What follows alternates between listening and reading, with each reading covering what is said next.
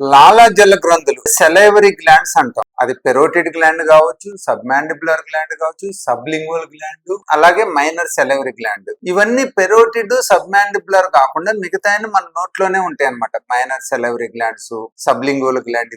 ఇప్పుడు ఈ లాలాజల గ్రంథులు సెలైవరీ గ్లాండ్ సమస్య అనేది చాలా మందికి వస్తుంది, రోజు రోజు కూడా పెరుగుతుంది. అది ఒక రకంగా స్ట్రెస్ నుంచి కూడా వస్తుంది. ఎందుకంటే స్ట్రెస్ ఉన్నప్పుడు మనకి లాలాజలం తగ్గు ప్రొడ్యూస్ అవుతుంది. లాలాజలం తగ్గు ప్రొడ్యూస్ అయింది అనుకోండి, మన నోట్లో ఇన్ఫెక్షన్స్, అనైజీనిక్ కండిషన్స్ పెరుగుతాయి అన్నమాట. ఈ అనైజీనిక్ కండిషన్స్ పెరిగినప్పుడు నోట్లో ఇన్ఫెక్షన్స్ వచ్చి ఆ స్మెల్ రావటం, బ్యాడ్ స్మెల్, అలానే లాలాజల గ్రంథుల్లో కూడా ఇన్ఫెక్షన్ పోయి అక్కడ ఉన్న డక్ట్స్ ని డ్యామేజ్ చేయటం, అక్కడ స్టోన్స్ ఫామ్ అయ్యేటట్టు చేయటం, లేదా డెబ్రిస్ ఫామ్ అయ్యేటట్టు చేస్తాం. అంటే అక్కడ ఈ ఇన్ఫెక్షన్స్ వచ్చేసి మన కుళ్ళిపోయిన పదార్థాల టైప్ లో డెబ్రిస్ వస్తుంది అనమాట. అలాగే ఎక్కువ రోజులు ఉంటే గ్లాండ్ ఫంక్షన్ కూడా ఎఫెక్ట్ అయ్యి గ్లాండ్స్ కూడా ఇన్ఫెక్షన్ వచ్చేసి, క్రానిక్ ఇన్ఫెక్షన్ వచ్చేసి ఆ గ్లాండ్ లో సెలైవరీ ప్రొడక్షన్ కూడా తగ్గిపోయింది అనమాట. సో ఇప్పుడు స్ట్రెస్ అనేది, చాలా మంది స్ట్రెస్ లేకుండా ఎట్ట బతుకుతామండి, స్ట్రెస్ లేకుండా లైఫ్ ఎట్ ఉంటదండి అంటారు. ఈ స్ట్రెస్ నుంచి కూడా మనం ఎక్స్పెక్ట్ కూడా చేయరు ఎవరు కూడా. అంటే ఈ స్ట్రెస్ ఉండటం వలన కూడా మన నోట్లో ఉన్న లాలాజలం మీద ఎఫెక్ట్ పడిద్దా, అట్లానే సెలైవరీ గ్లాండ్స్ మీద ఎఫెక్ట్ పడిద్దా అనేది ఇవాళ అది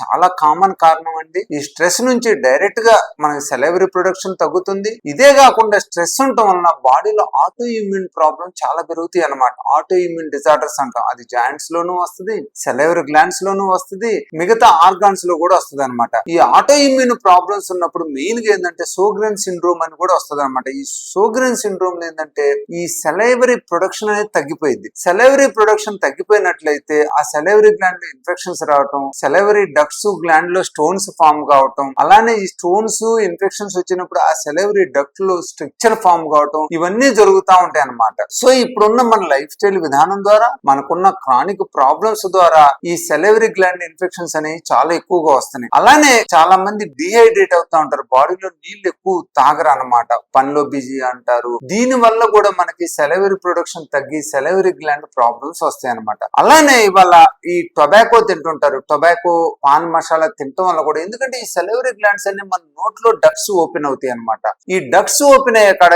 ఈ క్రానిక్ ఇన్ఫ్లమేషన్, ఈ టొబాకో పాన్ తినే వాళ్ళకి ఏమవుతుందంటే ఆ నోట్లో ఎపిథీలియల్ సెల్స్ అనేవి డ్యామేజ్ అయిపోయి అక్కడ ఫైబ్రోస్ ఫామ్ అయ్యి, ఎక్కడైతే సెలైవరీ గ్లాండ్ ఓపెనింగ్స్ ఉంటాయో, పెరోటిడ్ గ్లాండ్ డక్ట్ కావచ్చు, సబ్మాండిబులర్ సెలైవరీ గ్లాండ్ డక్ట్ కావచ్చు, అక్కడ ఫైబ్రోస్ వచ్చేసి అక్కడ స్ట్రిక్చర్స్ ఫామ్ అయ్యి ఆ ఓపెనింగ్స్ ని క్లోజ్ చేస్తాయి అనమాట. ఈ ఓపెనింగ్స్ క్లోజ్ అయినప్పుడు మనకి రికరెంట్ గా సెలైవరీ గ్లాండ్ ఇన్ఫెక్షన్ రావటం, స్టోన్స్ ఫామ్ కావటం, ఈ స్ట్రిక్చర్స్ రావటం జరుగుతూ ఉంటది అనమాట.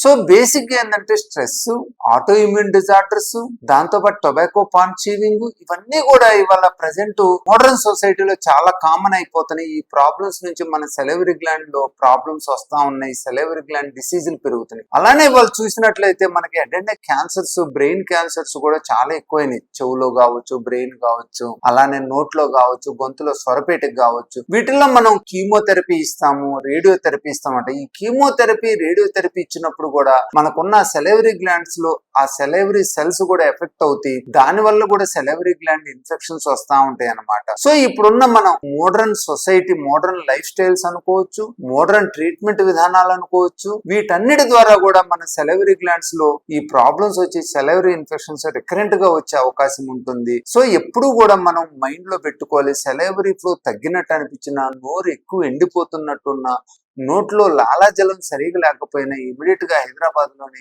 బేగంపేటలో ఉన్న ఏషియన్ ఈఎన్టీ కేర్ సెంటర్ ని సంప్రదించండి. అక్కడ అవసరమైన టెస్టులు చేసుకొని ప్రివెంటివ్ మెజర్స్ చెప్తారు, ప్రాబ్లం కూడా డయాగ్నోజ్ చేస్తారు. ఏమైనా ప్రాబ్లం ఉన్నట్లయితే వాటిని కూడా సైలెండోస్కోపీ విధానం ద్వారా కానీ, బెస్ట్ ట్రీట్మెంట్ మెథడ్స్ అంటాం, అడ్వాన్స్డ్ సైలెండోస్కోపీ విధానం ద్వారా కావచ్చు, మన నోట్లో నుంచి ట్రీట్మెంట్ కావచ్చు, రేర్ గా బయట నుంచి కూడా ఈ ట్రీట్మెంట్ ఇచ్చేసి మనం ఆ ప్రాబ్లమ్స్ ని నయం చేయొచ్చు. సో స్ట్రక్చర్స్ ఉంటే డైలేట్ చేయొచ్చు, స్టోన్స్ ఉంటే తీసేయచ్చు, ఏదైనా క్రానిక్ గ్లాండ్ ప్రాబ్లం ఉన్నట్టయితే గ్లాండ్స్ ను కూడా తీసేయచ్చు అనమాట. సో మీరు హైదరాబాద్ లోని బేగంపేటలో ఉన్న ఏషియన్ ఈఎన్టీ కేర్ సెంటర్ ని సంప్రదించండి.